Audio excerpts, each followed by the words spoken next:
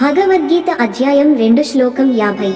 శ్లోకం బుద్ధియుక్తో జహాతిహ ఉభే సుకృత దుష్కృతే తస్మాద్యోగాయ యుజ్యస్వ యోగః కర్మసు కౌశలం.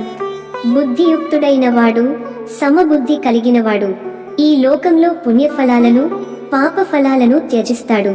కాబట్టి అర్జున, యోగమునకు కర్మయోగానికి నీవు నిశ్చయంగా శ్రమించు. ఎందుకంటే యోగమే పనిలో నైపుణ్యము. యోగః కర్మసు కౌశలం. ఇది గీతలో గొప్ప వాక్యం. తాత్విక వ్యాఖ్యానం. ఈ శ్లోకంలో కృష్ణుడు చెప్పిన గొప్ప సందేశం. నిజమైన కర్మయోగం అనేది ఫలితాల నుంచి విముక్తి కాదు, బుద్ధి నిశ్చలమైన స్థితిలో చేసే నిపుణమైన కర్మ. ఇది భావనతో కూడిన నైపుణ్యం. ఈ విధంగా పనిచేసే వారే నిజమైన యోగులు. ఉదాహరణగా, ఒక సర్జన్ ఆపరేషన్ చేయాల్సి ఉన్నప్పుడు అతడు తన విజయాన్ని కాదు, రోగి శ్రేయస్సును దృష్టిలో ఉంచి పని చేస్తాడు.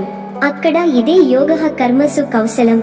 పనిలో ఉన్న కౌశలాన్ని, నిశ్చల బుద్ధిని సూచిస్తుంది.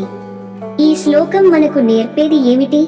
నిపుణతకు దారితీసే శ్రద్ధ, పుణ్య పాప భావాల కంటే ఎక్కువగా ఉన్న ఆధ్యాత్మిక స్థితి నిజమైన యోగం. సమానము. సమతా బుద్ధితో చేసే పని ఫలితాన్ని కాదు, ధర్మాన్ని ఆశ్రయించు. అర్జునుడితో చెప్పిన ఈ సందేశం మన ప్రతి పనిలోనూ స్పష్టమైన దారిని చూపుతుంది. యోగం అనేది శ్రద్ధతో, సమత్వంతో, నిపుణతతో చేసే ప్రతి కర్మ.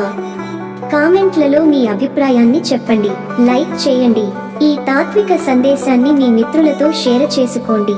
తదుపరి శ్లోకానికి ఛానల్ సబ్స్క్రైబ్ చేయండి. ధన్యవాదములు. జై శ్రీ కృష్ణ.